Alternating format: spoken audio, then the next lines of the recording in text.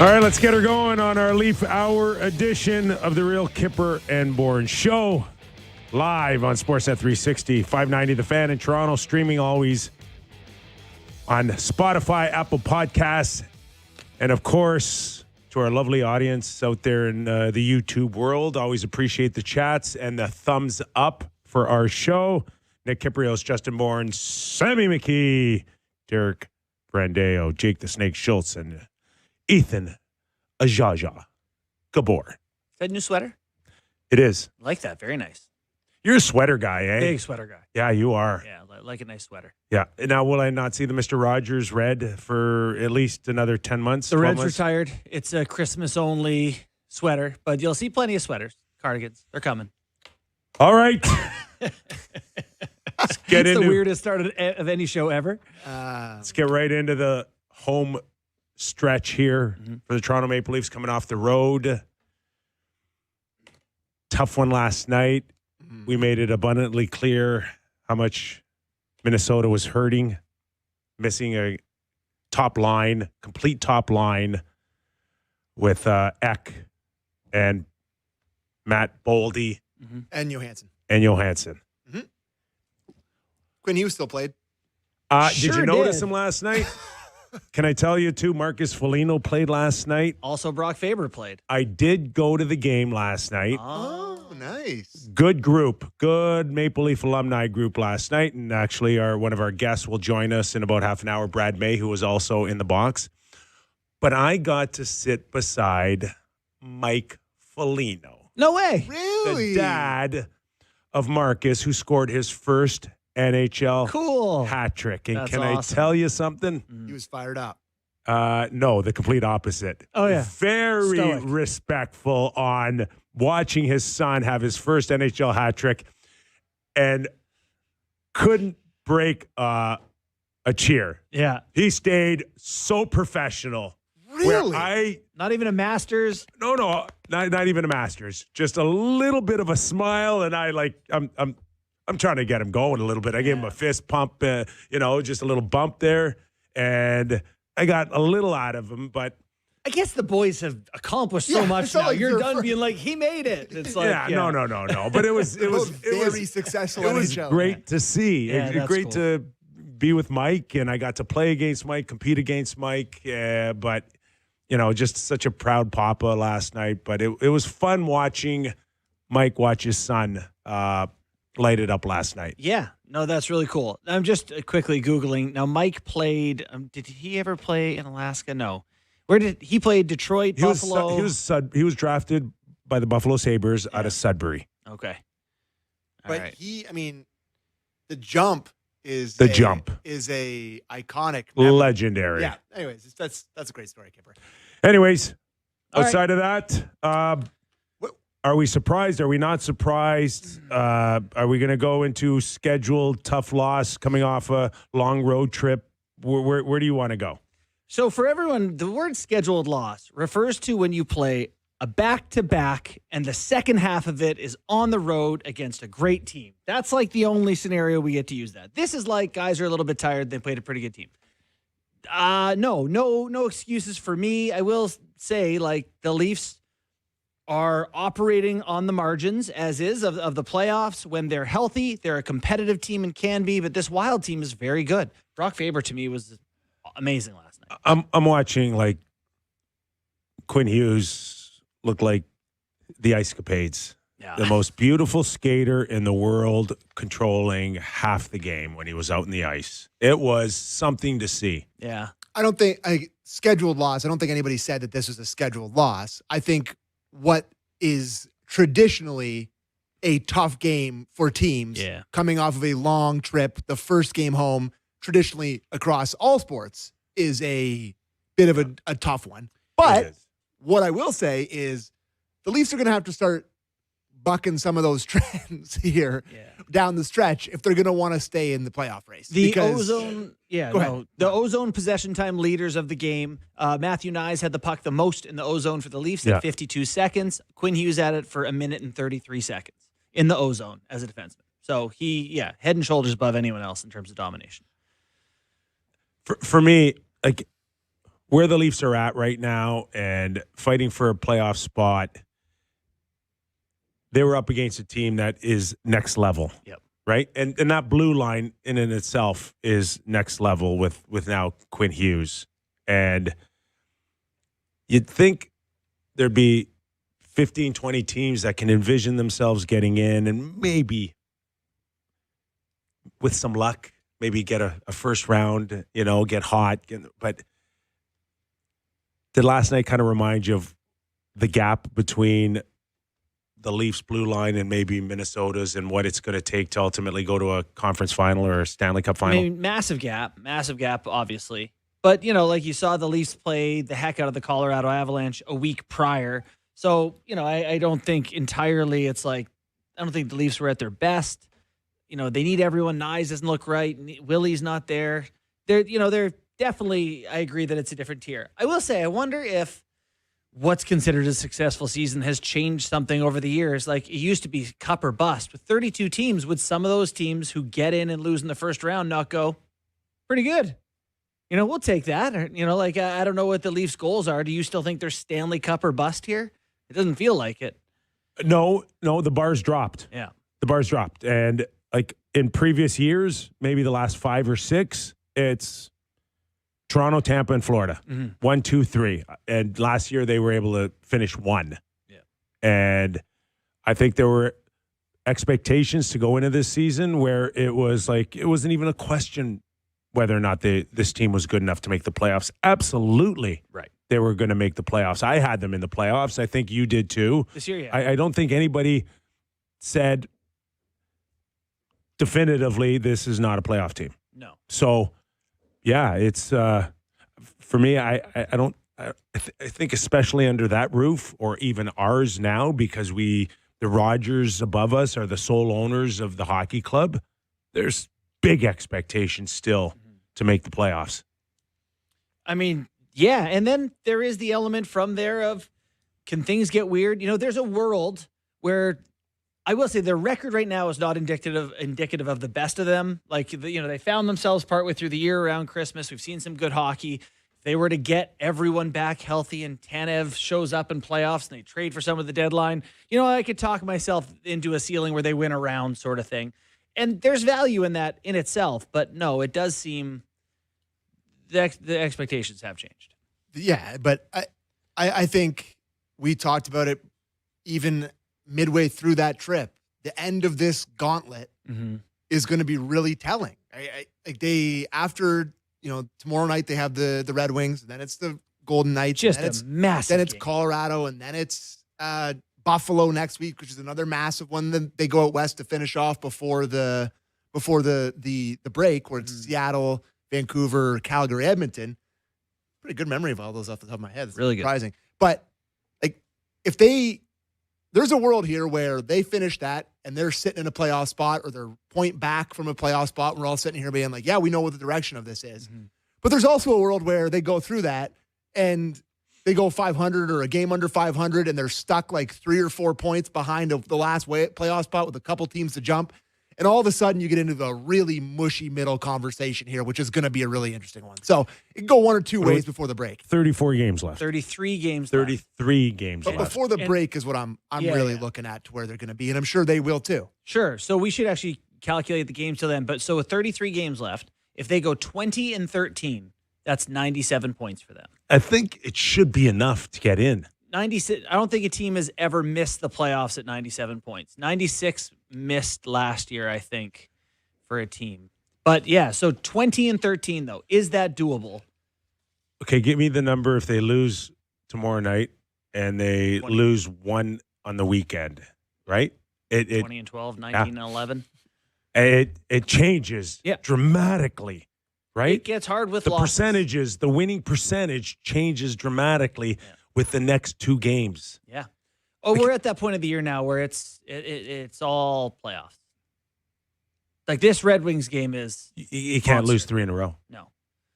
Red Wings game is absolutely monster. And to Sam's point about when, do you mind figuring out how many games until playoffs? Can you just go through their schedule? Or sorry, until the deadline? Yeah. Like just The trade deadline? the trade deadline. March 6th? Yeah. So when would they make a decision on if we're buyers or sellers? Probably right after the Olympics. Like we're talking late February. But are they out 2 points, 4 points from a spot? Right. 5 points? But around there, like if they're 4 points out coming out of the Olympics with a few games until the trade deadline, are they buying?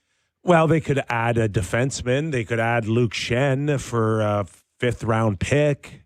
Yeah. Right? So What that's day is the trade deadline? Is that March 7th. is that your Might be 6th. is that 7th, your 6th. idea games. of 14 being games, a thank you. buyer if they added Luke Shen? Yeah. That would be the assuming then they're not selling. Because I was sitting here with McKee before the show started, and I said, talking about Ekman Larson, what a season he's having. My God, right? Greasy points, whatever. What would he be worth? First. And He's got 2 years left at 3. a first and maybe a secondary piece. Yeah. Like he's been that good. You know, like if they all of a sudden said, what's Scott Laudenworth?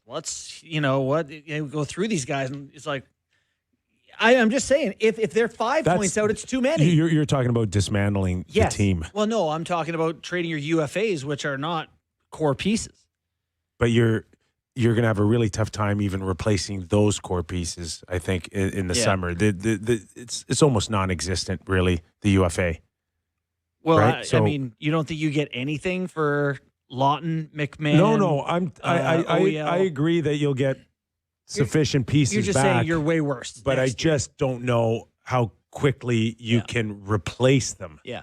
It just feels to make yourself competitive again next year. Yeah. Well, I think that would be a matter of, do you then use those assets? We've been saying right now they got no money to go to the store with. Yeah. You know, at least you would have money to go to the store with next year. But I don't, for the record, I'd like to see him win a string of games here, become buyers, and off we go.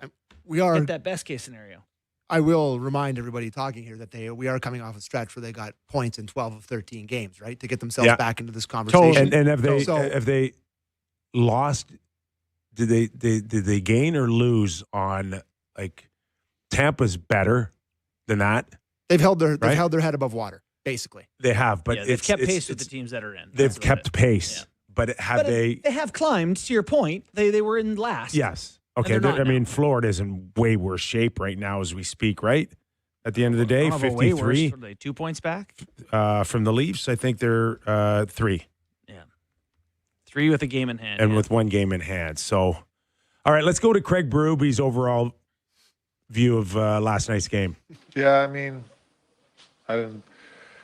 we made too many mistakes. Line change goal, two PK goals against. We just didn't. We just weren't detailed enough in certain areas. Cost us the hockey game. We're chasing it. Made a good push in the third, but too late. Good push.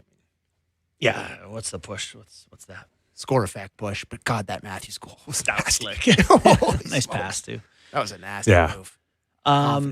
Any thoughts on Joe Woll? Was that no blaming good. him at it? Yeah, no good. You didn't no like good. him yet. Yeah, no good. And, for me, it sets up an interesting conversation on who to start tomorrow night. Mm-hmm. Any questions for you at all? Would you think about it, or are you just going to give it to Woll again? Well, no. I mean, it almost felt like we're at a handed off Wallstead Gustafsson style thing. What do you got, McKee? Let's listen to the coach's thoughts on that very question. Berube, clip 6, please, Derek. Yeah, I'll make that decision tomorrow. I haven't made that decision yet, so I got to talk to goalie coach and the goalies yet. So the fact that he doesn't know and he's not willing to commit a day out, I think they're thinking about it. That's not for today. Can this clip on Woll's ability to bounce back lead us into where head coach is thinking? Let's have a listen. Clip 5. Yeah, no, and he's been really good about it, bounce back games and things like that. So I expect him to be fine. He works. He's a good pro. He works through things and looks at video and things he can do better. And obviously, Sandy, the goalie coach, they work closely. So he'll get through it.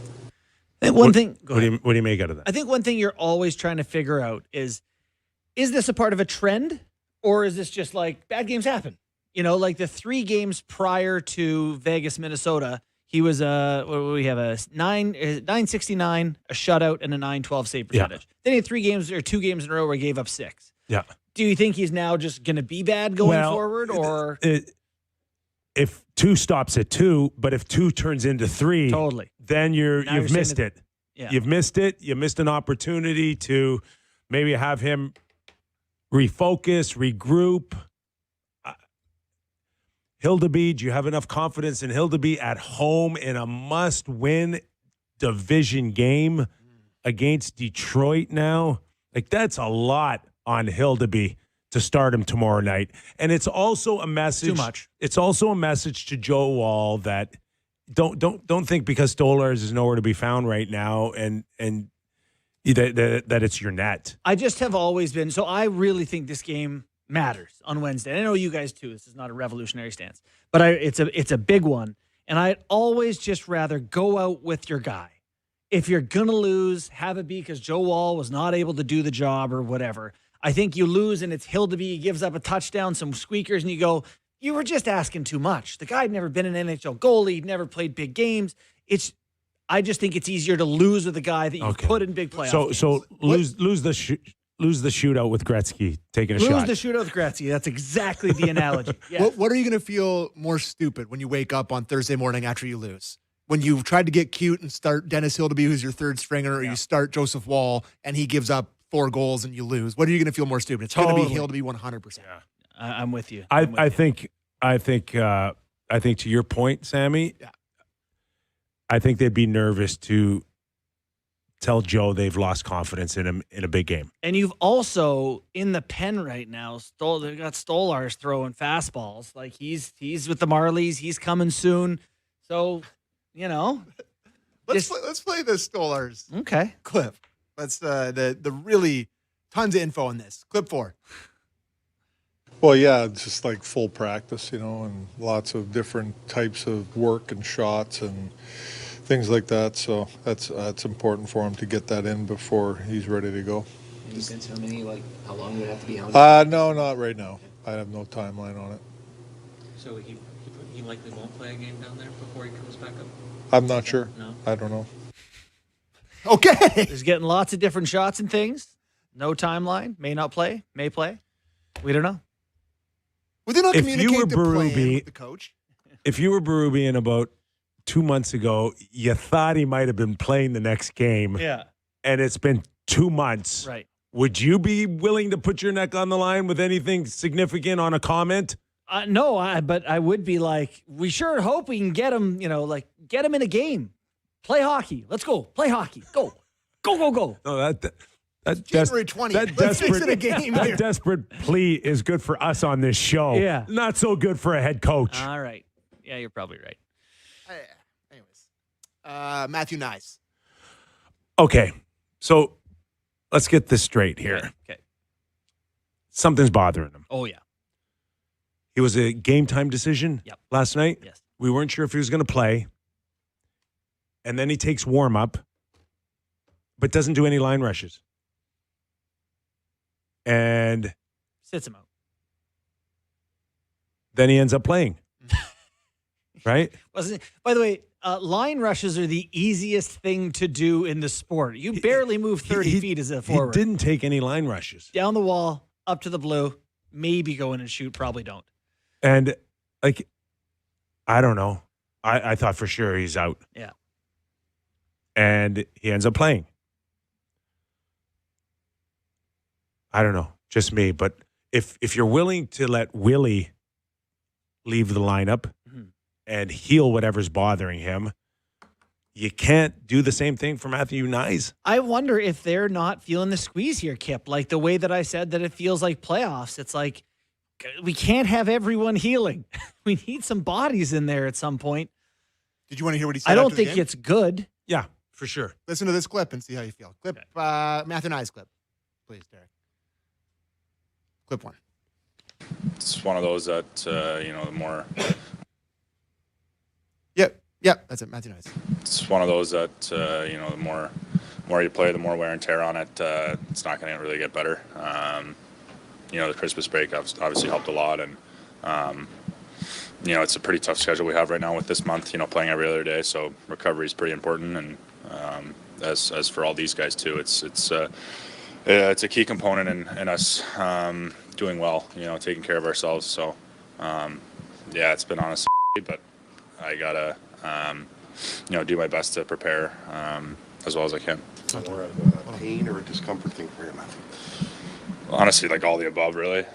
It's just getting it ready, getting it warmed up, and obviously it doesn't hinder my ability to play. I'm here, I'm playing, I'm a part of the group, but it's just really haven't felt 100%, for quite a while now. But again, we have a big break coming up, so I'm just going to try to use it to recover my best of my ability, and try to be back and help this team. That was last night after the game? After the game, yep. Now, did he say anything today? No. Did anybody, was there anything he wasn't at practice today. No, but did Berube speak of just basically that he's Matthew battling. Knies? Said that he's just battling. And he didn't. Do we have a clip? We've got a clip, an update, or Berube on Matthew Knies. Let's have a listen. Now, he doesn't have the luxury of rest. We've been trying to keep him off the ice, even on game day skates and things like that, to help him. But in saying that, I thought he competed hard tonight and did some good things. Like he's fighting through it, which is good to see. I think you'll be having to manage that where you might have to skip a game or two, like just to kind That's a good question. I mean, it came close tonight. He was, game time decision. So we'll see going forward. Now, All right. in the sixth game, And he said he's going to play tomorrow. Today, he said he's probably going to play tomorrow. in the 6 games immediately following Christmas, when he got some rest there, he had 5 goals and 3 assists. And since then, he has no goals and 3 assists. And that's over, I don't know. Did he sound, in that clip that we played of Matthew Knies, did he not sound like a guy who really needs time off? He sounded disheartened, disillusioned, When you guys are watching him, spirited. do you get the sense he's kind of moving around a little sore? Well, Like he doesn't want to get hit. I almost clipped a pack the last regional we did of him just not finishing checks. Going in the forecheck, got a body lined up and just turning off it and keeping moving. Yeah. It's hard to get moving when like a knee hurts or whatever we think it might be. He's not 100%. No. Do you I guess these games are so important, and that's the reason they're sticking him in there. This will be. I'd rather have him at 65 or 70% than someone else's 90. But like, is there a break you could miss one and then get like a good run of days off or something? They play That's every called night. the Olympic break. Yeah, they play every night. So he's just going to hobble his way into the Olympic break. Yeah, I don't think I got to tell you, this feels bad. Yeah. This feels like you're making a mistake. This feels like you should just say, it sucks for the team. We need these points, but we just can't play him. We'll see you Friday against the Golden Knights. Like, you need a couple of days. You need a couple of days, boys. He can't play. He's going to play. Just Berube said today he's going to play. It's Tuesday. Tomorrow you have that off. You would have another day off, and then you'd get to play Vegas on Friday, Colorado on Sunday. Yeah, this is at the end of the day, if he's just going to have to tell them himself, right? That's what Willie did, I'm sure. They want Willie to play, of course, but is it Willie or is it the Leafs telling Willie, you're not going? Because it doesn't seem like they're giving the same kind of benefit of the doubt to Matthew Knies right now. And I don't know what the injury is. We know it's a groin. That's been publicly stated, but we don't necessarily know what's bothering Matthew Knies. And apparently they're confident that he can play through it. It didn't sound like Matthews is as confident as the Leafs. Mm-hmm. Matthew Knies is confident. Yeah. You said Matthew Knies is not as confident as probably the Leafs that he could play through it. Everything in his comments suggested that, I could really use some time off. He shouldn't play. That's my final word on that. Okay. I can't remember hearing a player be that forthright. Yeah, it feels like the S word. I'm hurt. It hurts. Is it discomfort or pain? Honestly, it's all of the above. Yeah, usually they're like, I'm battling. He'll get, like when Matthews was playing, quote unquote hurt, he's like, I'm grinding or getting through it or whatever. But just be like, And he also said stuff that like they say it's not going to get worse by playing. Like with Knies, he's like, it needs rest to get better. Mm-hmm. I've never heard a series of quotes that more screamed, "I need time off," than that series of quotes. That was wild. Leaf blue line. McCabe, probably. Jake McCabe. I think since he returned from injury, Leafs have been outscored 7-1 at 5-on-5. I saw that from somewhere on Twitter today. He was so good before that, and I thought last night he stunk out loud. He just seemed not overly present. A lot of mental mistakes for me. Kind of a bazooka of a stick right now, exploding off there. Not really. Like the second goal, they win the draw to him, and he just like chops it back to the Minnesota D. Even the one, that same play. That was the second goal? Yeah. And the same. Hartman. Yeah, Hartman. And Zuccarello, makes the pass down to Hartman. And then Zuccarello jumps by him. Actually, here you go. So Zuccarello, who makes his pass, then jumps by him. So even if he doesn't bury it, the guy's there. So I thought he struggled a lot. Well, let's listen to Craig Berube and see what he thinks there. We got a clip 7 on McCabe. Yeah, I mean, every player goes through a tough stretch at times, and I think there's just some situational play where normally that doesn't happen to him. A little bit of puck play, just being more direct with the puck, and his job is shutdown guy, obviously, and PK and things like that. Just get back to your strengths. The puck play thing is interesting to me. I know their defense is not good. We've talked about puck play a lot from them. They're 29th in zone exit success. So when they get touches, they're like near the bottom of the league in the ability just to break out of their end. And that to me is why your defense that not is getting bad. a puck out, turning it over in the neutral zone? Where is the cut line? Maintaining possession once you get out of your zone. One possession outside of your own your blue line. Yeah, over the blue line. So they typically are punting it back or turning it over or whatever at a high rate. So to me, it's like their defense stats are bad, but it's because they can't make puck plays. If only there was a high-profile puck-moving defenseman that had his value slashed in half on the market that they could potentially get to move the puck. Any more thought? Doug Hamilton. Any more thought? Any more thought on Dougie Hamilton? Yeah, coming in. I watched the way this team breaks the puck out, and I watched Quinn Hughes last night. I know he's not Quinn Hughes, but have you ever seen a more auto breakout than Quinn Hughes? Like the Leafs couldn't forecheck last night; they couldn't get the puck. There's 10 teams in the league now who have a guy like that. Schaefer, Sanderson. You check Werenski. Tanev's year off. Mm-hmm. You probably need to move Yarncroke at $2 million. Oh no! And go get him. Get him. Go get him.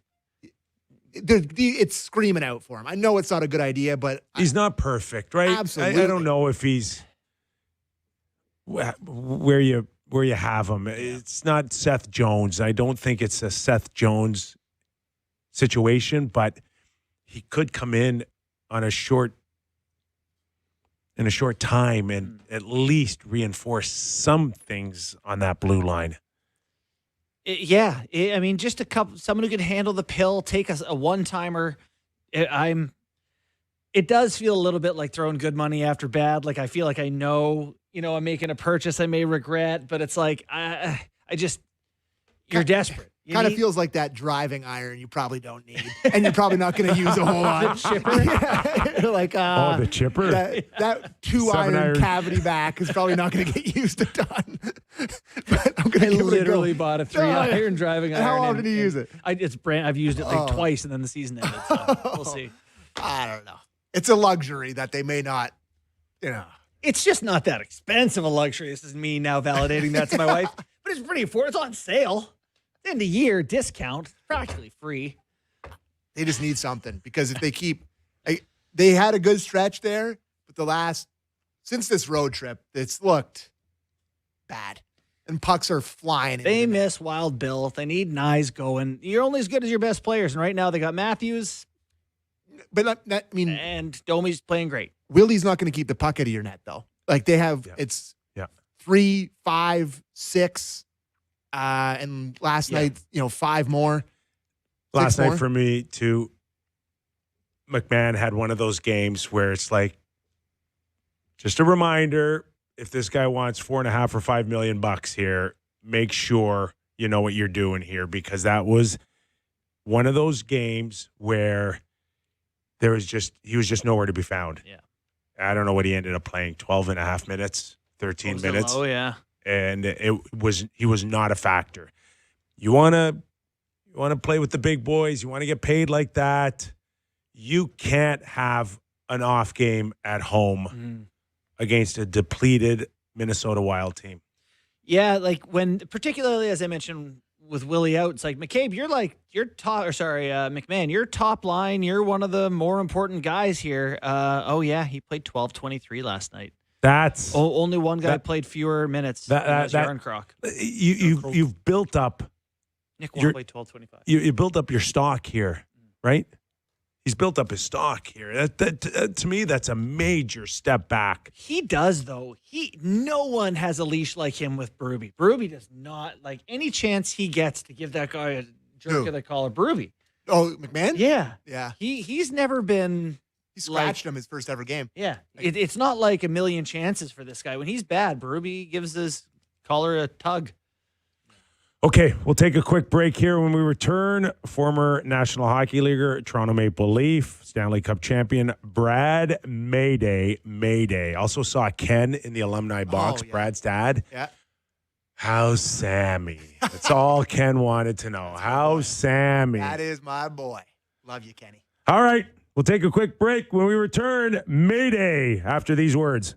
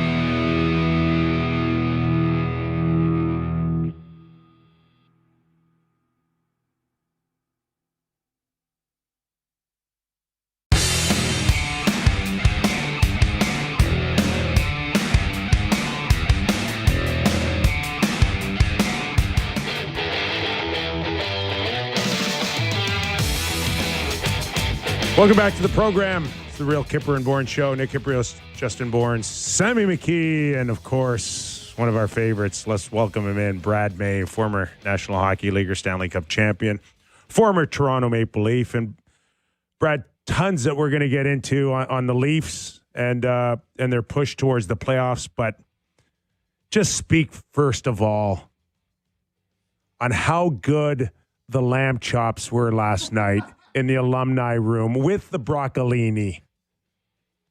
Kyper, I love the broccolini. It's one of my favorite things, but lamb is my favorite. Matter of fact, I got engaged to my wife way back when. I made lamb chops, not rack of lamb, but lamb chops, and it's my favorite food for sure.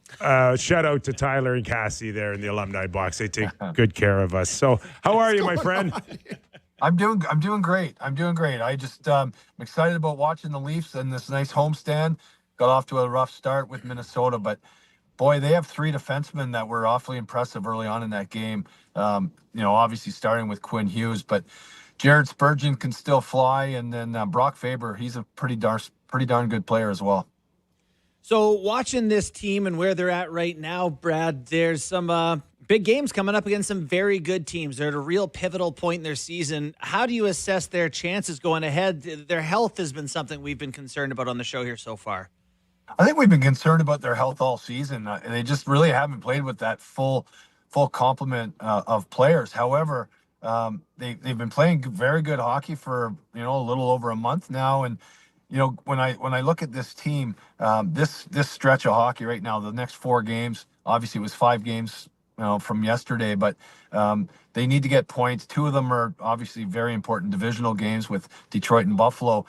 And it doesn't get any easier when you've got Colorado and Vegas coming in as well. The teams recently have played one another, and Toronto could have won both those games. Arguably, they gave up that game in Vegas a week ago, but there's going to be a lot of spirit, a lot of passion, and this team needs a good homestand here, certainly going into this break. Mayday, talk to us a little bit about just playing through injuries, and it appears Matthew Knies is really being bothered by something, yet he's trying to play through it. He's expected to play against Detroit, but for you personally, being a physical player, how hard is it? Do you recall any scenarios where you tried to play through it and actually were able to, or is it just something that you just hope and pray you can get to, through the season and maybe look at, truly looking after it in the off season? You know what, Nick? It's a tough one, because when you lace your skates up, whether you're injured or not, you're fair game, and then you literally open yourself up to all the criticism that is possible, right? You're in this league, and a lot of players, I wasn't one of the guys that would actually, unless it was really where you're unplayable, I played with the injuries, and I'm not so sure I did myself any favors. I think for my character, yes, I wanted to be out there with my teammates, and I wanted to do the best I could, but sometimes, we are so proud, Nick, and you were so afraid of being out of the lineup that you played injured or played in, when your body wasn't 100%, where I think some of these players nowadays, they're a heck of a lot smarter, and they're managing themselves better. Plus, coaches and just the whole system is protecting those guys. So I think it's wonderful that Matthew Knies is out there playing, trying to give everything he's got. However, as an individual, he just signed, he's got a contract, so it's not worried about that. But he cares about his teammates, and he realizes that this is an important part of the season. So I commend him for that. But when you're injured, nobody cares if you're out there and you're playing. Honestly, I'm not a guy to make excuses, and certainly not to make excuses for other players that are out there playing injured. If you're too hurt, then don't play. Mm-hmm.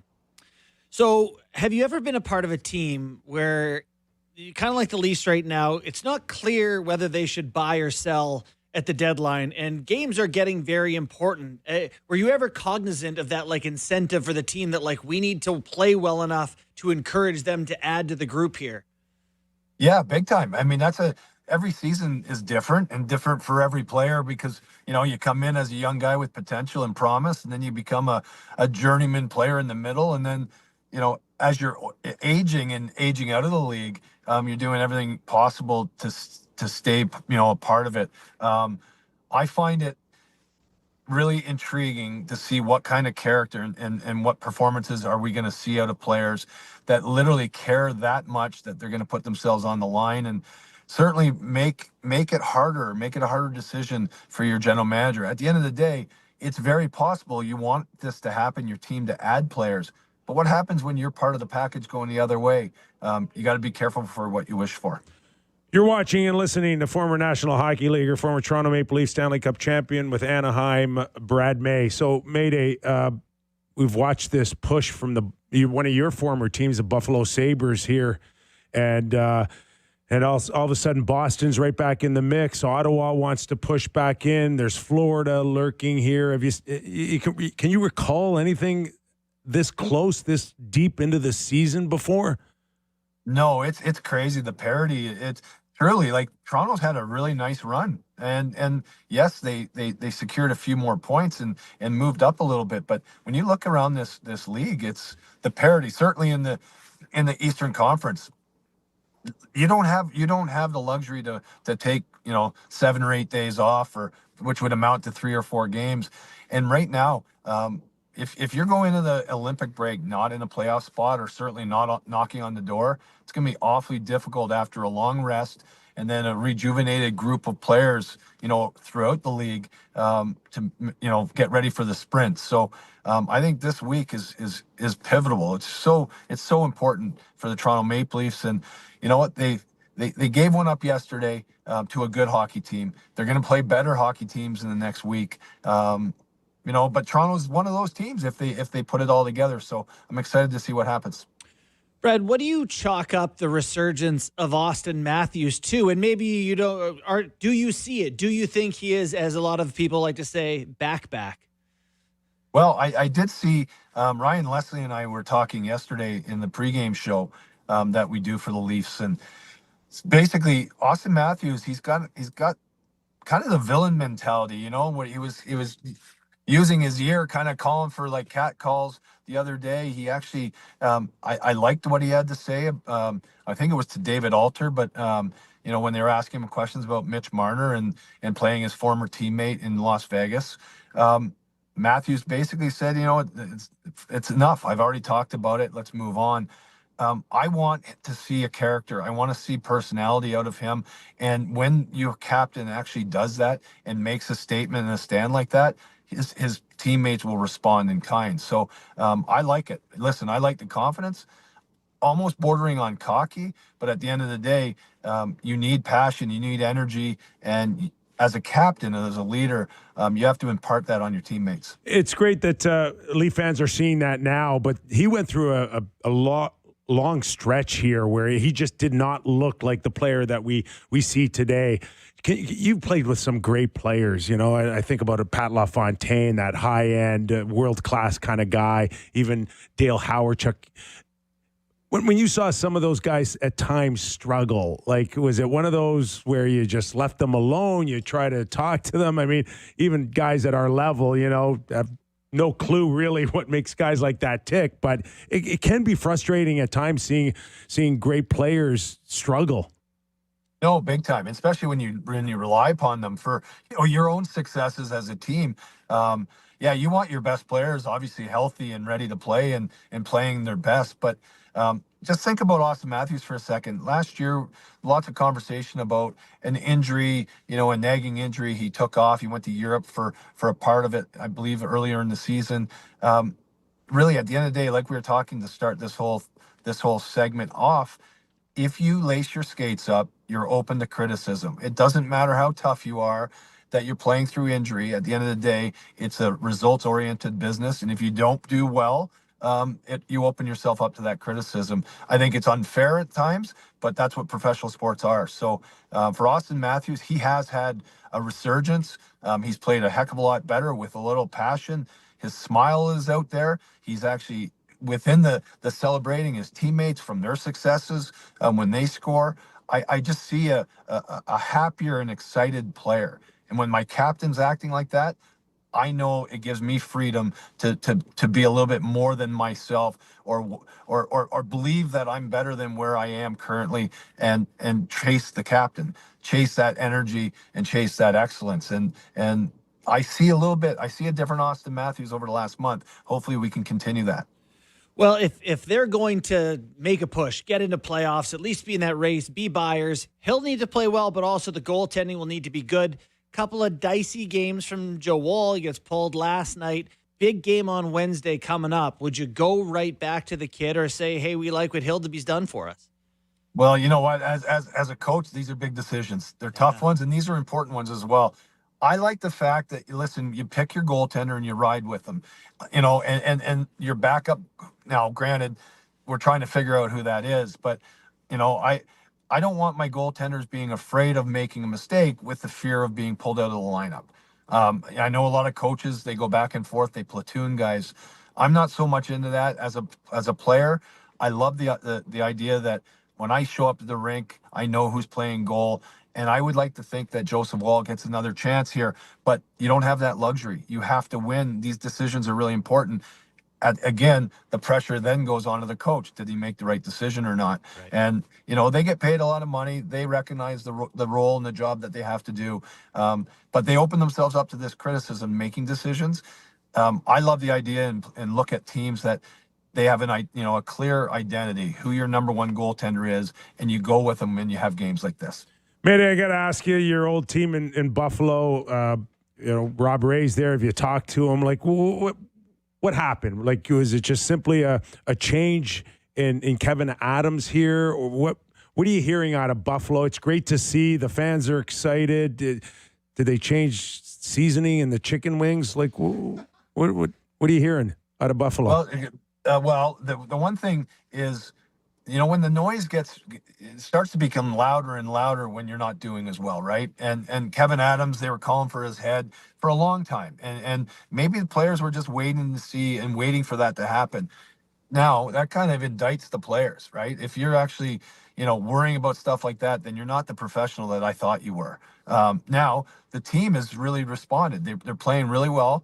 As good as they've played, they're just in the mix, right? Like, you'd think a team that went on a 10-game winning streak would actually vault up in the standings. That's how tight this division is. It's going to be like that probably to the end of the year, and there won't be any separation. But talking to Razor, talking to guys in Buffalo, they just see players that are playing unencumbered.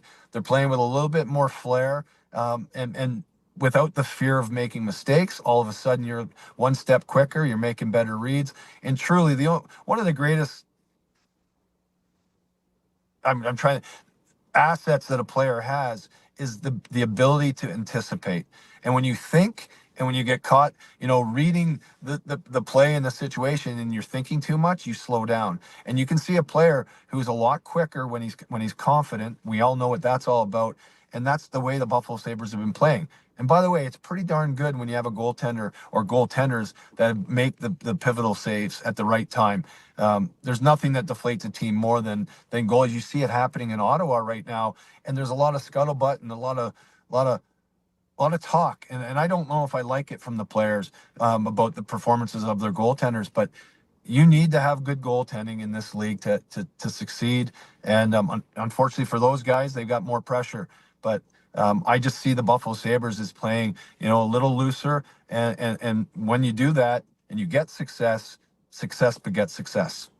Great stuff, Mayday. Listen, can we get your dad, Ken, like an 8x10 signed by Sammy or something for him? Can you do me a favor? Can you take a picture of the two of you?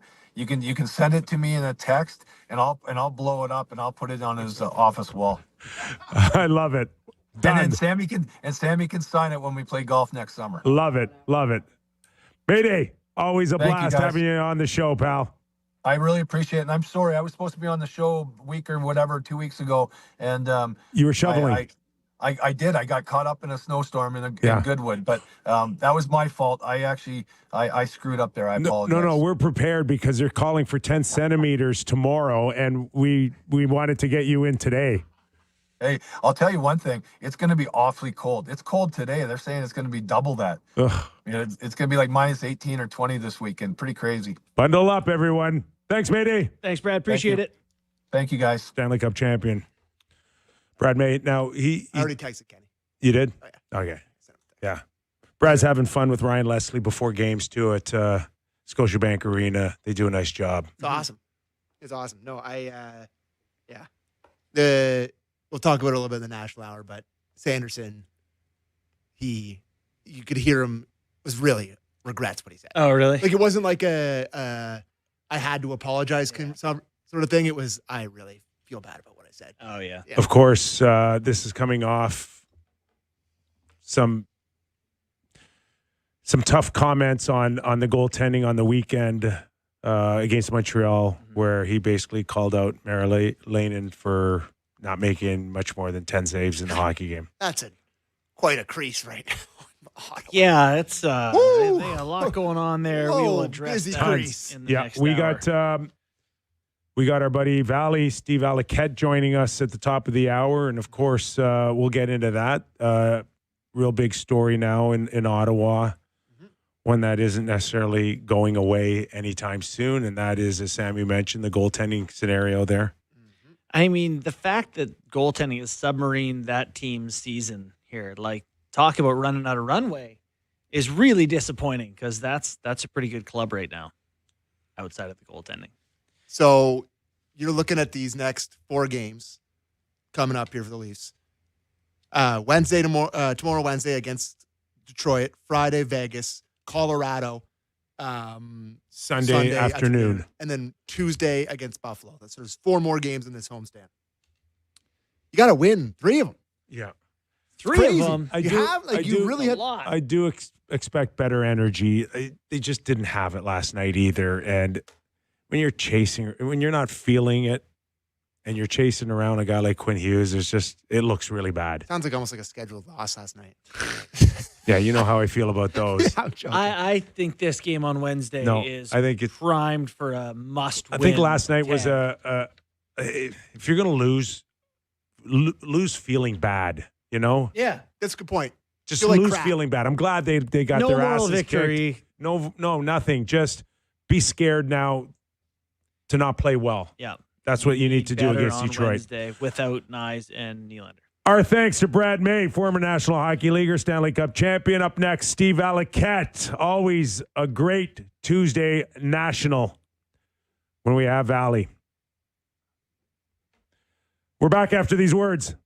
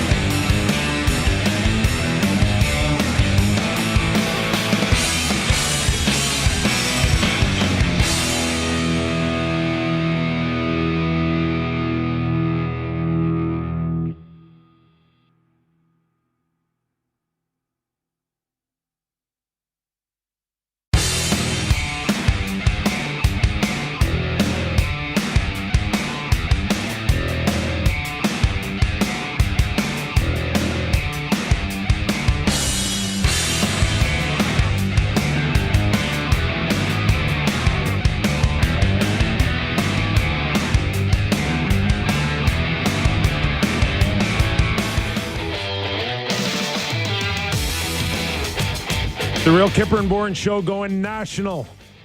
We are live on Sportsnet. Sportsnet 650 in Vancouver, 960 in Calgary, and streaming always on Sportsnet Plus. If you miss our show, there's Spotify, there's Apple, and there's YouTube. Plenty of chatter on YouTube where we get a thumbs up if you like me. I don't know about Sammy or JB, but I can get a thumbs up. Take what we can get. Take what we can get. Steve Valiquette will join us in a few minutes. This hour, Real Kyper and Bourne, brought to you by Bet365. Also, Sammy, a little text, 590, 590. Did I leave that in the lineup from Friday? Yeah, we can text. I won't read them, but you can text them. Actually, I read them, but I don't read them on air. So I'll read it. I may respond to you. You never know. So you don't really want text 590, 590, but you forgot to take it out of the lineup. Kipper, I forget a lot of things every single day. It's also highlights how Kip is just Ron Burgundy. Just whatever's on there, it's coming out. We're all working on a 9-show-a-week basis right now with the Leafs boys. We've got a ton to get into. A few things slipped through the cracks. A ton to get into on, especially the Ottawa Senators. There's some storylines here, boys. Let's just talk about the goalie fight instead. We will. I'll talk about it right now. You want to talk about it? No, we'll talk about it. We heard from Allmark, who sat down with TSN and spoke. Claire Hanna did it. Claire Hanna did it. Yep. Something that we didn't hear originally when he left was mental wellness, and he opened up on that. Mm-hmm. And I listened to the whole thing. I didn't get a sense on when he's returning, but it sounds like he wants to come back sooner than later. Okay. As far as the Ottawa Senators are concerned here, it's a story that won't go away for them. And I think they're the main culprits here. If it won't go away, like you got to stop talking about it for it to kind of go in the rearview mirror, but they won't. They keep bringing it up. They do it themselves. Well, there's two things on that, Kip, and one of it is that where there's an information vacuum, people fill it with whatever they want, which is how they got here in the first place, apparently. And so I kind of respect the idea that Allmark was like, I'll talk about it. I'm not even going there right now. Okay. I'm saying that since the statement came out, we've seen their forwardness to keep the story going. Mm-hmm. And so you got the statement. Then you got Brady Tkachuk ripping the people the next day. Mm-hmm. Then you got the general manager, Staios, doing a one-on-one with Pierre LeBrun on it. Mm-hmm. Then you got their own PR guy, Ian Mendez, do a podcast on it. And a written article, I think, on NHL.com. Okay. Yep. And then you put Allmark out there for 25 minutes on national television. And like, I'm no PR expert, but I would think that if you hired a company for damage control, and this was kind of damage control, the first thing that they would tell you is stop talking about it. Yeah. It won't go away if you won't stop talking about it. You know, this zit I keep picking just won't go away. It stays red. Leave it alone. Put a little ointment on it and leave it alone. Leave it alone. And it's just, it's turning into their season now. Yeah. You know, I didn't really think about it from that, but you're right. Like, they just won't stop talking about it. It's not us. Well. No, it's not us. But to Kip's point, they keep bringing it up. Keeping it relevant for us to continue to weigh in on it. There's no chance we talk about this today without that. Right. There's no Nothing chance. new for us to add. It's moved out of the cycle, I would say. And now, you listened to the whole Allmark thing. I did, yeah. I listened to a couple of clips. The idea that I gathered from it was him saying that this response is why people don't talk about mental health more, that because we didn't say anything, people made all these stories up, made it worse. My teammates don't like me, all these rumors. That, to me, was that the gist of it, that he was basically saying this was a mental health thing? People are making it worse. He talked about anxiety. He talked about a Leaf game where he didn't handle it well. He talked about ongoing issues. He talked about feeling broken and needing to be fixed. Like he went deep. Yeah. Right. And he came into the year hard, right? Like he said, I had a terrible summer. He was bad in training camp. He came out of the gates rough this year. So I believe him, obviously. I say I'm no doctor. I don't play one on TV, but when you're dealing with something like this, I hope they don't rush him back because their season is on the line. That might be why they rush him back. If you watch the goaltending, I know he's not been awesome, but could a rejuvenated Allmark save the season? I know our next guest probably has a deeper understanding of mental health for sure, the goaltending position, the pressure of it. So I'll just shut up, basically. Also how to slay fresh powder. Look at those rosy cheeks. He's been up on the mountaintop again. Let's welcome in Steve. You got it, 40. Steve Valiquette, analyst with the New York Rangers, MSG, CEO of ClearSight Analytics. Valley, how are you, my friend?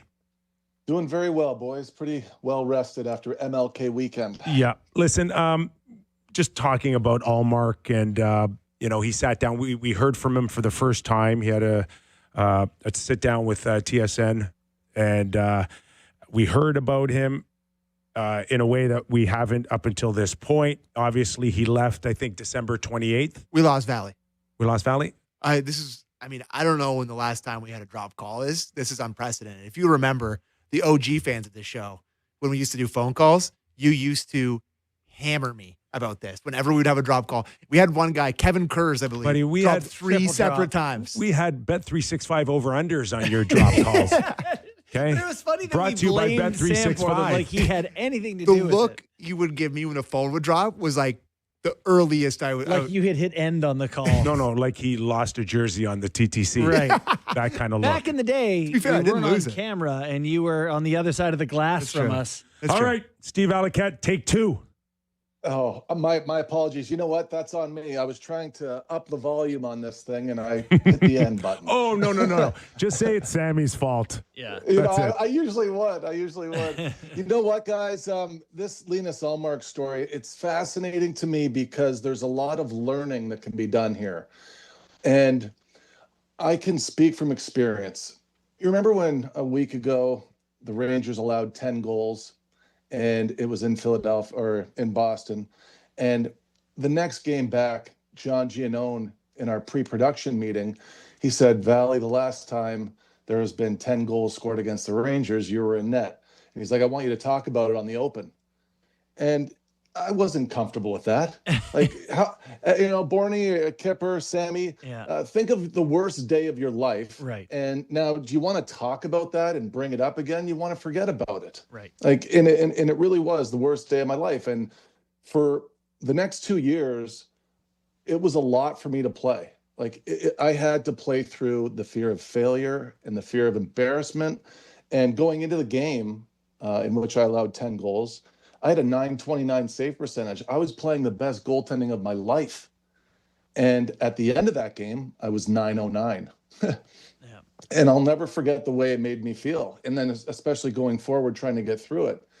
Now, the only reason why I got through it, and when I look back on it, it's because I love this game too much. And I love this game deeply. I work in it all day on television, coaching, and with my analytics company. And I love doing this job. And that's the only reason why I get up every morning and go to work, is because I absolutely love it and it never feels like work. Now, when I work with young athletes, if I'm working with them and I see the parents are driving the bus, there's always a touch point where I know at the first sign of adversity, guys, that goalie's going to quit because it was never their choice in the first place. And when I'm listening to Allmark's comments today, I watched the 26 minutes of the interview. There's one point where he says, I didn't know who I was. I don't know why I'm even playing hockey. Have I really done anything? Have I wasted 10 years of my life? When he's saying those things, here's where my heart bleeds for the guy. He's really good at what he does. I don't know if he's maybe ever loved it deeply.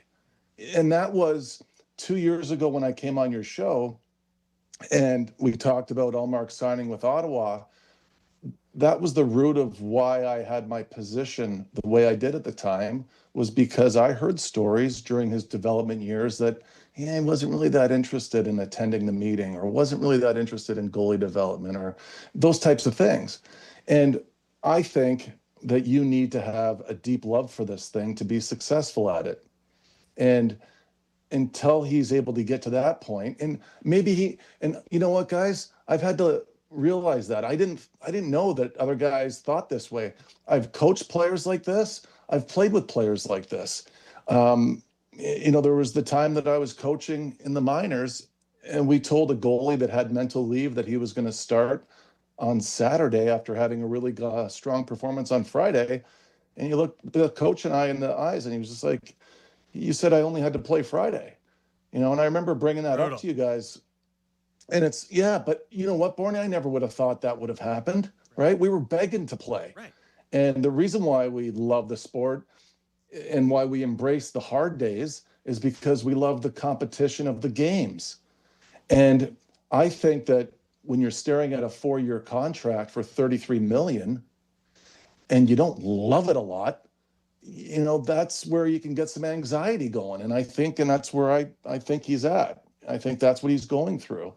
I think that's the harsh truth here, is this is a young man that has to realize, I've got 3 more years on a commitment here for $33 million, and I got to figure out if I love this thing. Do you think you have something, Kip, you want to say? You go ahead. I was just going to ask if you think a greater percentage of today's NHLers are playing hockey as a profession now, as opposed to because they love it. I just know, watching kids develop around my son and all that, like the professionalization of it's so young. I feel like you're creating these pros that by 15 are like, this is what I do, this is work. I think that's the biggest risk we have right now in the specialization, early specialization, all of the work that these young guys are doing with all of their private coaching. I think that you can overdo it, but the root of it is, guys, I sent you a document there that I put together for my athletes, and it's the 6 attributes of success. And when I'm working with a 14-year-old, I'm trying to narrow down which one of those 6 pieces does he not have.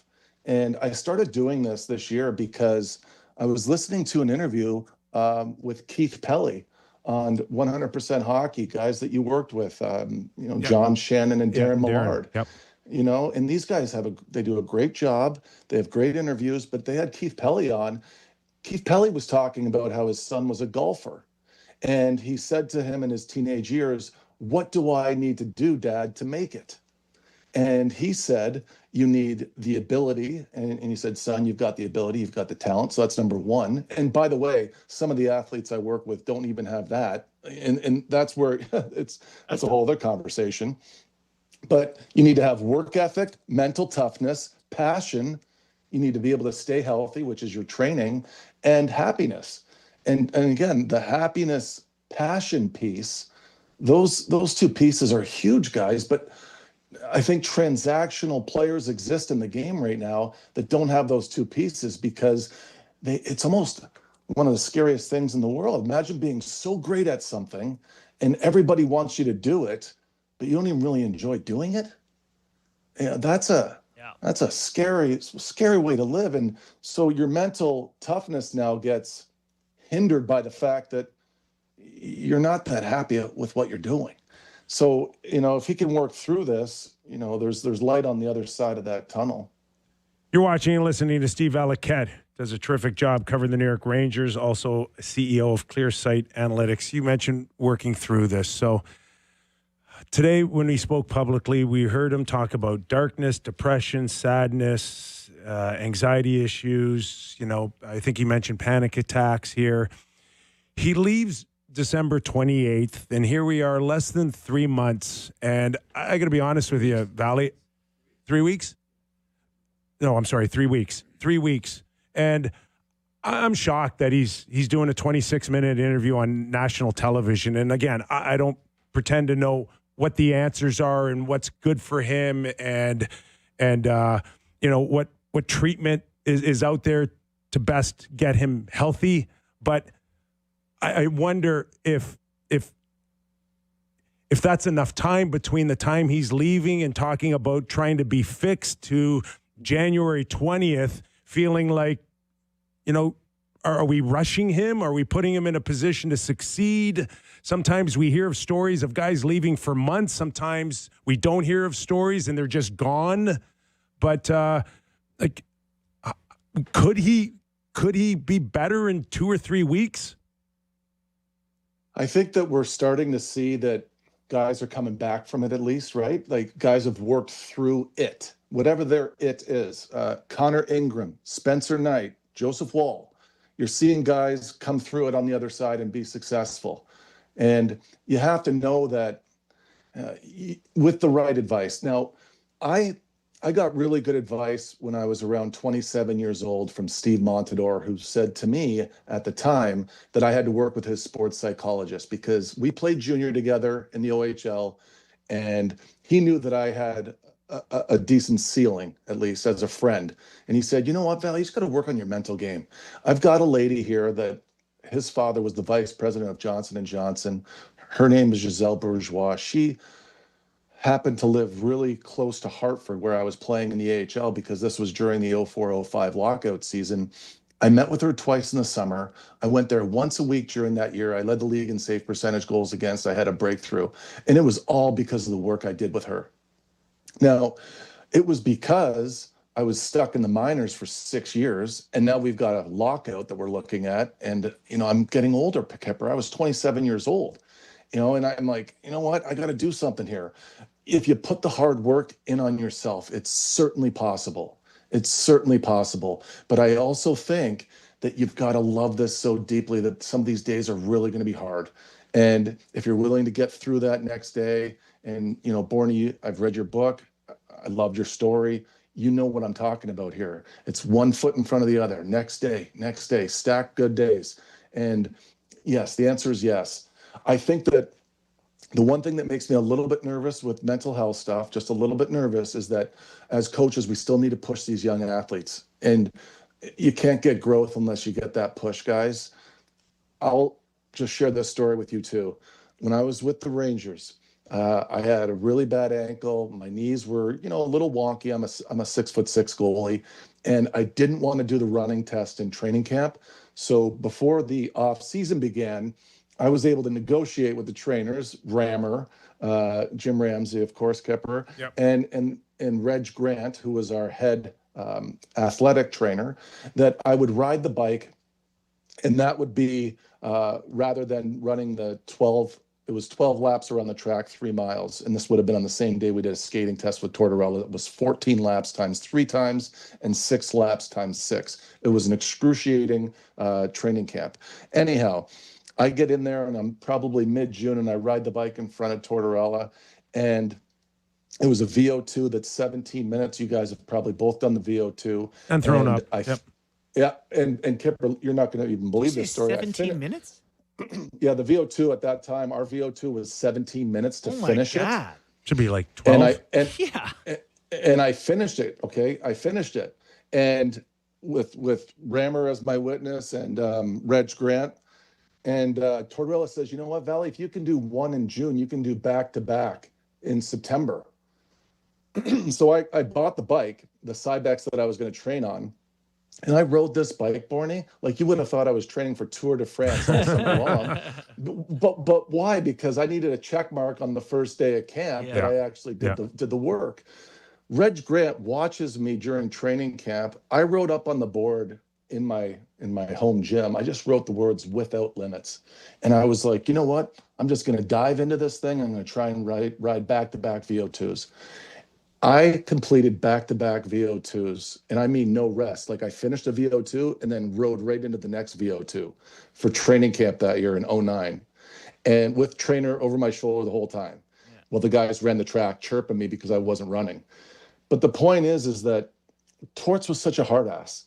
He showed me that I could do the unthinkable. And I think that's still the most important thing, guys. I have my kids in my office the other day, and I draw on the dry erase board. I like to do this with them from time to time. Why do we play sports? And I circle that.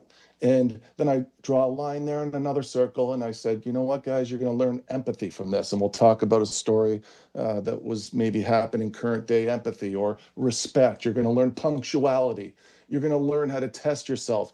The reason why we do this is because we're trying to become stronger people, have a better life, be successful, all of these things, be a better person in the community, be a mentor to somebody. So I don't want to lose that piece, guys. You understand? Like, we've got to be careful here. When it gets tough, you can't, I'd hate for us to live in a world where at the first sign of adversity, you pull the plug and you say, you know what, I'm suffering from mental health, because you should have seen my mental health when Torts told me I had to ride back-to-back VO2s. You know what I mean? So, Valley, I think that's fascinating because you mentioned my book. I talked about my junior hockey experience where I had just had players' dads as coaches, and then I had a junior hockey coach in Vernon who was really tough. For me, it was an eye-opener, and I realized now that I didn't know how to work hard until then. I didn't learn that, you don't die. Your heart doesn't stop if you push through and you work. I truly, at the time, it felt awful. But I learned so much about myself and became such a better athlete and a more understanding person of the way my body works and, what I'm capable of and all that because of it. And so I'm grateful to that guy. It was Mike Vandekamp. I don't know what he's up to these days, but I'm grateful for that experience. And so I look at a lot of these stories you hear of guys, Mike Babcock, Mike Keenan, Tortorella, some of these guys, and they all have players that say he was mentally abusive or he was mentally whatever. And I just don't think that you can push 20-some guys a year for 20 or 30 years of coaching and not have a couple guys that it doesn't work for. But you might have... end up taking a run at you. Yeah, and you might have 80 or 90% of the guys who said, I'm so grateful for how much better I got, how much I was pushed. But then, we're able to hold up these few guys who really it didn't work for. So I agree that we have to be able to push people, but of course we have to be sensitive about where the limits are, and that's the balance today that's tough to strike. It's so hard. And hey, Bourne, your comment about heart stopping, you know why I wasn't with you guys last Tuesday? I had heart surgery. No, you didn't. What? Yeah. I had everything good?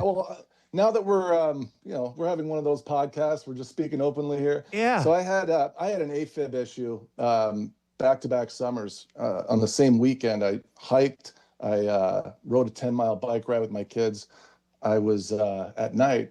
We were taking a swim, and we were trying to see who would hold their breath the longest. Oh my! And I had AFib the previous year, so I knew the feeling. I held my breath for over a minute just to beat my 16-year-old son and show him who's best. But as soon as I came, because he was tapping me to get up, and I just kind of let him show that I could hold it a little bit longer. When I came up out of the water, I felt my heart going, the flutter you get with AFib.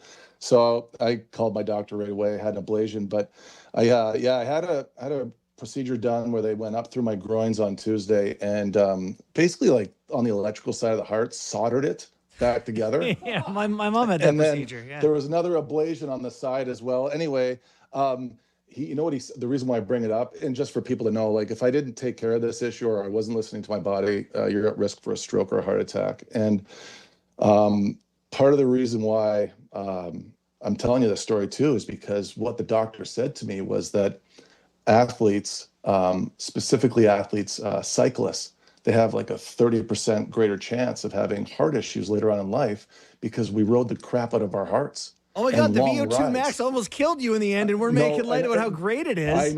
I know. And by the way, I called out of work with you guys on Tuesday, but I went right back to MSG on Wednesday, didn't tell anybody because I'm still a friggin' hockey player. Well, Valley, glad you're back. Did you lean on Henrik Lundqvist at all? I did. So I spoke to Hank a couple months ago about it. We went out to dinner, and I hadn't told anybody, but I wanted to talk to him about it. And he said, here's what you got to do. The way that you prepared mentally for a game, just do that before surgery. Just get really focused, calm your body. You're going to receive the surgery better if you're calm. We talked all about just doing our game day routine.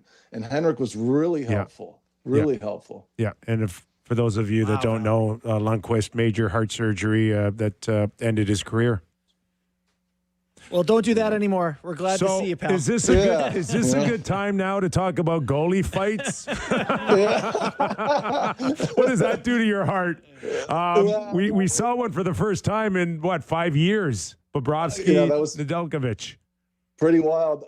You know what? It's funny because as soon as I saw Kyper, I went back to watch the Tommy Salo Dan Kluche one. Oh yeah. And then they all pop up on my feed. Now I'm watching Patrick Wall fight Osgood. Come on. Fascinating. One or two in your career? Come on, at 6'6". You know what? It's what I always told people. I was like, there was no takers in the OHL. It was always a losing proposition for me to even have that conversation at 6'6". It's crazy, They can't. It feels like, when they do like fat guy fights, like they wear the fat suits and you try to fight someone, it feels like no one can get to anyone. There's too much gear. I give Bob credit. It looked like he was trying to track down Nedeljkovic, who was backing up, but whoever falls on top, people seem to pretend won. I don't know. Do we have time for the game? Do we have time to talk about Carolina's goaltending? And is this team competing for a Stanley Cup with an unknown in net? Yeah, this is a fascinating story, guys. So this Brandon Bussi, you know what? It really does find its way into the conversation we just finished having about raising young adults. And listen to this guy's career. So he starts in the NAL, the North American Junior Hockey League, which is the second best U.S.-based junior hockey league behind the USHL. He doesn't have a great start there as a teenager. So you know what he does? He goes to the NCDC.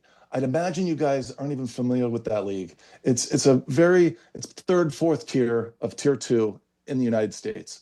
But he goes there and he dominates. And then he goes up to the USHL and he plays for Muskegon the next year. And I spoke to one of the coaches that played against him when he was with the Chicago Steel. They actually played one another in the playoffs. And he said, Valley, he was explosive. He competed. What a deep will to his game. He was just giving me the background of what he was like when he was a teenager.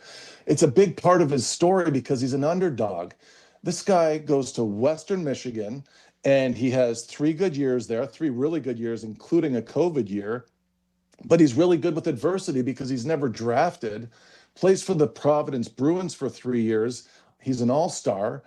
And then signs this offseason when they just can't slot him into Boston's net. And I can see why. I mean, they got Swayman, and at the time they had Allmark. And then he finds himself on a contract with the Florida Panthers, picked up on waivers, ends up going to Carolina. And, you look at his picture on Hockey DB, and he kind of looks more like an accountant than an NHL goalie. But the guy last night against Buffalo was everything you need in a goalie. Watch this save here. Are you kidding me? That is going to go down as the best save in the NHL this year. For the folks that are listening, it's Thompson to Zucker, back to Thompson, a 2-on-0 on a breakdown, and there's no chance to get a save there, and he finds a way. This guy was incredible in this game. He had 11 high-danger chances faced, only 1 goal against, and the hardest part about his game was they only had 5 low danger. There was no fluff in this game. Mm-hmm. Buffalo's playing really well. Both goalies, UPL played really well for Buffalo as well. But just going through his game and then looking at his stats, there's a pretty neat story here because Carolina, for me, is the Florida Panthers when the Florida Panthers won the President's Trophy. They have one of the top rush games in the NHL offensively, but they have defensively the worst rush defense in the NHL, which happens to be the lowest save percentage for NHL goalies. That's the hardest save to face during a game because of multiple reads. And then, of course, the depth piece. Now, again, back to talking about his young career when he was in the USHL, the coach that I was speaking to today said you could see everything that he had, but off the rush, he was just over challenging.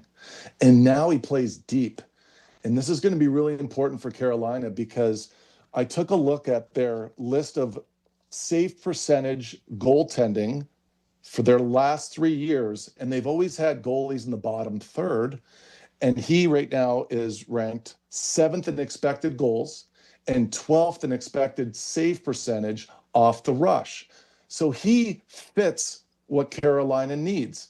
As inexperienced as he is, this guy seems to just fly into adversity and not even waver. So I'm really excited to keep watching his story.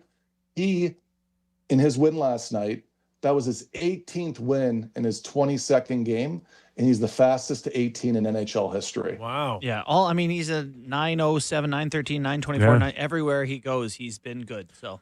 Right? All right. Really impressive. No goalie trade for Carolina then. No, they're going to stick with this guy, and we do know that Kochetkov is not coming back, hip surgery out for the season, so it's going to be he and Anderson, and I think he's the guy right now, and hopefully Anderson, gives him the support he needs. But Carolina might get over the hump. They actually look, but we've never seen a team 32nd in the NHL in high danger off the rush get even close. Mm-hmm. So I don't know. He's going to have to be all-world goaltending. All right, we got time for grill time? Yes, sir. Grill time is not the name of it, but what is it? What Grill is it? marks. Grill marks. Grill the panel. Grill the panel. There we go. Brought to you All by right, trivia. Here we Jacob's go, Steakhouse. I don't know if that's true. We're working on it. Okay, guys. So this one's interesting, I thought. Most goals scored on a deke this NHL season. What player has the most goals scored on a deke? I'm going to give you 3 options: Jack Eichel, Connor McDavid, William Nylander. Connor McDavid. It just feels like the right answer. It's tough. I'll I go- don't think he would do that to I'll us. go Willie. I've seen a lot of deeks on Willie. Yeah, I'll do Connor. Connor McDavid had 9 so far this year. He leads. Willie has 5. Oh, my He's gosh, second. Connor. Yeah. Every Yeah, goal you so- see of Connor, the goalie's in the That one corner. against Nashville I can't- is like cheating. Yeah, it's easy. Yeah, he looks automatic on the deke. Most goals scored on backhand shots this year. I wonder if anybody's name comes to mind. The top 3 in any particular order here: It's Zach Connor. Hyman, Jason Robertson, Brad Marchand. Brad Marchand. Backhand goals. Brad Marchand. I'm going to take Hyman because I think he's back I'll go post tipping Brad. everything in. Jason Robertson has 5. He leads. And Zach Hyman and Marchand both have 4. They're tied. God, he's got such a good shot, Jason. Yeah, we've seen it. Yeah, but you know what, guys? With this rebuild with the Rangers, it might be a retool if they can get Jason Robinson. Yeah. Fair. Slap shots, most slap shot goals. This is interesting because I'm watching the game last night, Avalanche, and you see the way that Cale Makar slides the blue line and just delivers the puck. And I looked it up right away. Most slap shot goals this year, and the 3 guys are Logan Stanley, Josh Morrissey, or Jacob Trouba. I can't believe Logan Stanley's in the conversation. I'm not Stanley. picking that. I'm not picking it. I'll You take are? Stanley. I'll take Trouba. I don't know. I'm going to take Stanley, too. Josh Morrissey. No, that's It's only right. 4. In It's only retrospect, that 4. seems. Yeah. Well, isn't it funny? There just aren't a lot of slap shots anymore. Yeah. So Sid's hit a couple slap shots this year, I feel like. Sid maybe. Pavel one or two. Dorofeyev seems I like had he somebody slaps come men up all to the me time. and said, like, where did the word clapper come from? You use that, Sammy. Someone Clapper? said, yeah, clapper. You use Little it all the clap time. bomb? That's an old. It's been around long. for a while. Yeah, eh? I try to think tell the sound somebody. of hitting the ice. A little clappy. I don't know. I'll have to research that one for next week, boys. Valley, awesome stuff today, man. Really appreciate your insight. All right, guys. Have a good week. Thanks, buddy. Thank you. Appreciate you. That is Steve Valiquette. That's some good stuff out of him today. That was really good. I mean, that was quite. I like those sort of conversations. We didn't ask about the NHL so much, but learned a little bit more of the mental side of the game. Very cool. Game time? Game time. It's game time presented by Bet365. Visit the app for latest odds and see why it's ever ordinary at Bet365. It's 18 plus, Ontario only. Please play responsibly. 8 games on the ice tonight. I would say probably highlighted by San Jose and Tampa Bay tonight. Sharks with a improbable victory over the Florida Panthers last night. Sharks maybe just legit good. Yeah. I don't know. Celebrini. And we'll talk about the goalie fight more after the break. But Sharks, huge underdogs tonight, as you would imagine. Second half of back-to-back, going to play a really good Tampa team. Plus 245 on the money line. Tampa is a minus 305 favorite tonight. Can I stop you and get the Sharks plus a goal You can. and a half? It is plus 100, a goal and a half. You get. Yep. If they can hang around, take an OT, you win. Another good one tonight, the Boston Bruins in Dallas to take on the Stars. Bruins are plus 115 on the money line. Dallas Stars struggling a little bit recently. I think last night Wild jumped over them for second place in the Central, if I'm not mistaken. Don't mind the value with the red-hot Bruins team going in there at plus 115. And still tough. The Edmonton Oilers are hosting the New Jersey Devils. They're big favorites, as you would imagine. Minus 170 on the money line. The New Jersey Devils are plus 145. And that was Game Time, presented by Bet365. Visit the app for latest odds and see why it's ever ordinary at Bet365. It's 18 plus, Ontario only. Please play responsibly. Okay, we'll catch our breath with a commercial break here. When we return, right back to the Ottawa Senators. Jake Sanderson. We heard his controversial comment on his backup goalie. We'll see where that story stands as of today. Yep. You're watching and listening to Real Kyper and Bourne. From the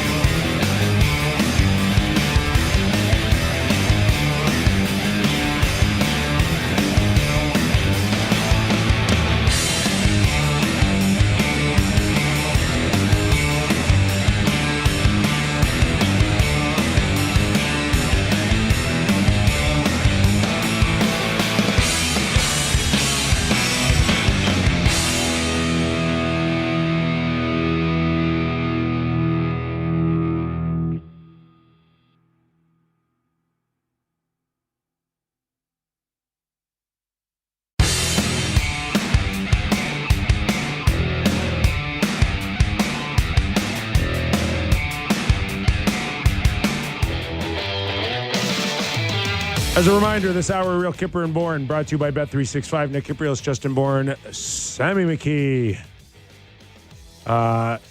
Jake Sanderson expressed a little regret, apologized to his goaltender, backup goaltender. He made some critical comments after Saturday's 6-5 overtime loss to the Montreal Canadiens. Yeah. Verlainen, he questioned whether or not he made 10 saves in the game. Different tune. Let's have a listen. Jake Sanderson clip. I mean, first off, I'm, pretty embarrassed. I think, that's a situation where after a game, take a few more minutes, take a few deep breaths. And I talked to Levy after the play and apologized. And, I still feel really bad. Levy's a great guy. And I think, that's not what good teammates do. You don't tear each other down. You build each other up, especially after a game like that. So, I'm pretty embarrassed. I mean, Genuine. wonderfully said. Do you want to go to head coach Travis Green, follow that up, and then we'll get our thoughts? I think it's been overblown by a lot. Jake Sanderson's one of the best teammates you're ever going to find in the league. It's an emotional game. It's much like my comments. I think you asked me after the game as well, and I said it's hard to give him a free pass. Feel bad for him. I've said that many times that, there might be a goal or two that you'd like back. I think it was fairly obvious, and I think it was overblown. And it definitely didn't have any effect in our room. I'm totally on Travis Green's side. I would have preferred Jake Sanderson not going to that length publicly. I don't think it was necessary. I don't think that's Travis Green's side. Travis Green's side was overblown. There's nothing there. Yeah. Yeah, okay.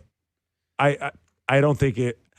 I would have handled it a little differently, though. I would have just said, I've talked to Verlainen, and we're cool, we're good, and, just go from there. Yeah. I think, to Jake's point, though, that you need to take a minute, take a deep breath. Again, you've heard me talk to you guys about how important PR people are here. I mean, outside of your head coach,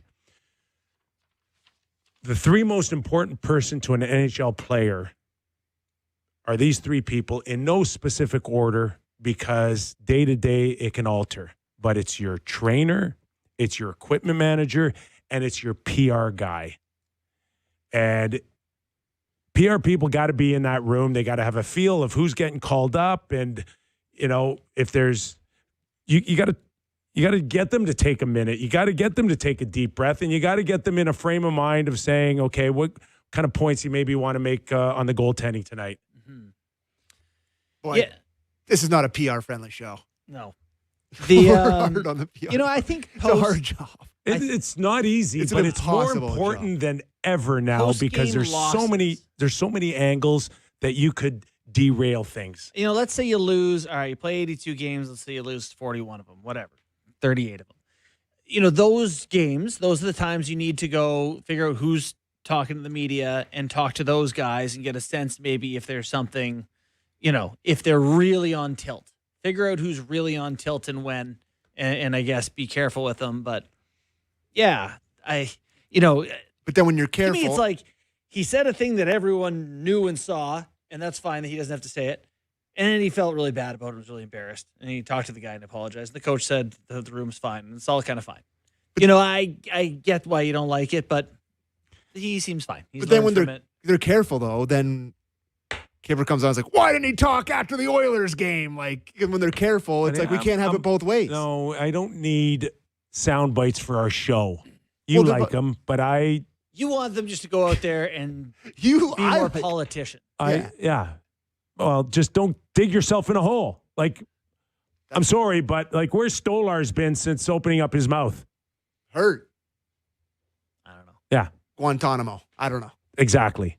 No. And it's always the same thing when you go and use that public forum to not be smart, right? And let your comments get away from you. I just hate that we're asking guys to not say the thing we all know, And I get why as a teammate you shouldn't.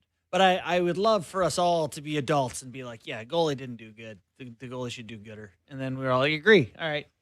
You need more than 10 And saves. you're And the goal- really into finger pointing, and that's just nothing can destroy You're a right. team in You're a right. dressing room more than finger pointing. Yeah. Like when our show breaks up, Yeah. me and you, we walk to the parking lot. We don't publicly talk about Sammy screwing it up. No, we keep that to ourselves.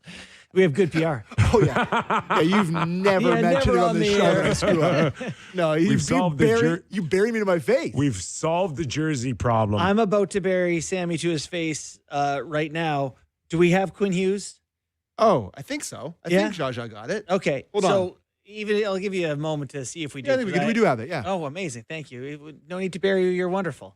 I Did you? I don't know if you heard Quinn Hughes, but they asked him about going to Minnesota. And just why don't we just play the Post clip? game last night after the Leaf game? No, maybe before the game. Okay. It was sometime yesterday. All right. I'm not sure when this clip's from, quite frankly. Jaja. Here's Hughes on Minnesota. I think this is just a better team. I mean, you know that. And, obviously watching Vancouver, I love a lot of those guys, and it's competitive guys over there and want to do well. And it's just, it's tough sometimes, and it's not where I'm sure they want to be and where I wanted to be when I was there. But obviously this is the third best team in the league right now. So. Nice of him to do that at the Sportsnet Christmas party. Yeah. The first line where he says, this is a better team, I think we all know that. It's very rare to hear a guy go, what's the difference, Minnesota, Vancouver? Well, this is a better team. We all know that. He's like, let's not pretend it isn't. This is a better hockey team. I think that sort of honesty is okay. It's great. Yes. Yeah, for okay sure. with that? Especially when you're in a different room now. But you've also made it really clear, I think, to Vancouver management, ownership, and the fans that let's just see where we are with this team.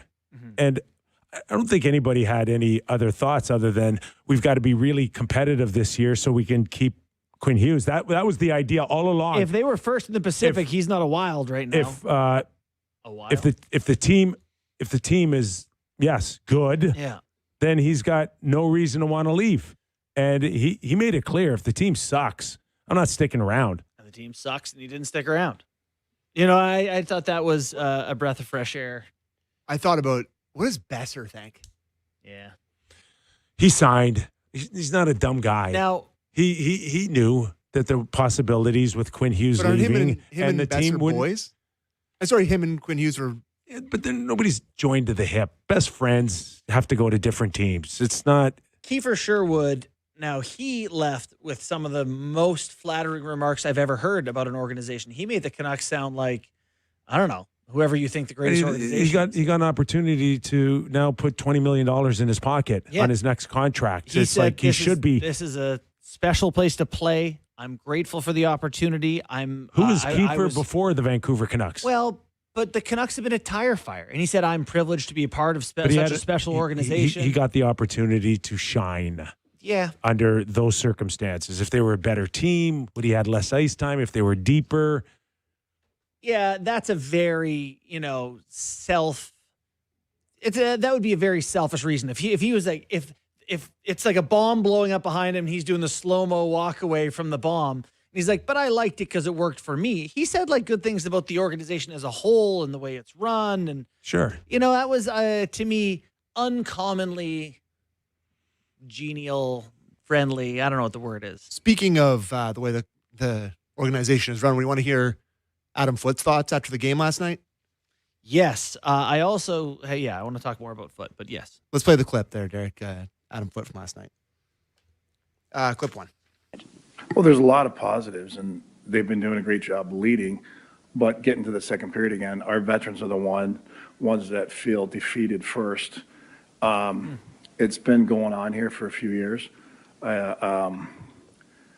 We get off our game, we get frustrated, and we overcomplicate it, and slamming the gate and things like that. It's something we got to get out of our culture. Our culture's not going to be that anymore, and it just gets us off our game slightly, off our game plan, and for just a little bit too long, and it allows other teams to get a little bit of energy and come back in the game. And it's something we've got to stop. Like tonight, the good thing is it lasted about 7 minutes.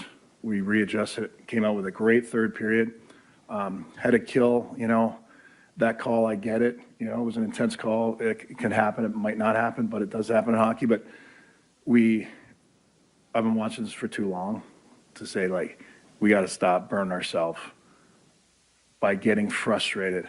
We've got to stay within the plan. The plan's working. And, it's our vets. And they gotta hang in there. And that's as direct a shot at Pettersson, Besser, whoever it is you consider, the veteran. Yeah, anyone that's been around the game for a little while, for sure. And just they need this. Clean it up. They need a coach right now to call that out directly. Yeah, I'm a big body language guy, for sure. I hate seeing slumped shoulders and that junior coach I told you about, slamming he was never let him see a doors sweat. We're and robots. Goalie smashing their sticks. It's just like exposing everything that's wrong with your team. Yeah. Boy, Adam Foote was dealt a greasy hand. I actually was thinking about this. I don't know how responsible Adam Foote is for their failures in the early part of the year, but I do think their decision to blow this team up right now buys him a lot of time. I think you can't fire a guy when you don't have the horses to win. But so if he's providing a better culture. And this has nothing to do with Adam Foote. Yeah. But what are the odds when we've seen a coach in this scenario live through the blow up and then be ready for when the team is competitive again? You don't get to be the other side of it. So, who comes to mind? Was it Charlie Montoya? Was he the Jays dude? The bongos. He was beloved and everyone liked being around him. Great energy. And the team wasn't very good. But then, okay. When they're ready, they go get somebody else. Okay, we're coming out of it now. John Schneider, here you are. Yeah, it's time to give it to the slightly more gruff, slightly more, whatever. So I wonder for Foote if that's his role. Set this culture. We're not, How many veterans are they going to get rid of that he's talking about, the defeated ones? Just are you going to reshape them, or is it just easier to get rid of them? It's got to be. It's that one. It's got to be Pettersson time. It's it never felt. All right. It does need to be Pettersson. Yes. It's Pettersson. Yes. Yeah. Get on the horn, Alvin. Yeah. Carolina's begging for talent. It's unbelievable that in a short while ago we were looking at Horvat, Miller, and Pettersson, and now it's really close to none of them surviving. That's the whole core of their team. Quinn Hughes, incredible. He's gone. Crazy. Incredible. All right, just like that, 2 hours gone, and we've solved nothing on our show. Our thanks to Brad May. Our thanks to Steve Valiquette. Out of all the shows we've done so far this season, this is one of them. One of the shows of all time, boys. I liked our chat with Valley. 8 games on tap tonight. Ottawa and Columbus. That'll be interesting. Yeah, that'll go to overtime. You don't like overtime now? The Leafs. 2-2 tie. Yeah. 3 points, 3 Buffalo points, 3 Nashville? Overtime. Why don't we just go straight to overtime? Yeah, just give everybody a point. 3-on-3 league for 1 point. Yeah. Pick your game, and we're back tomorrow to do it all over again on the Real Kyper and Bourne Show. Have a great night, everybody.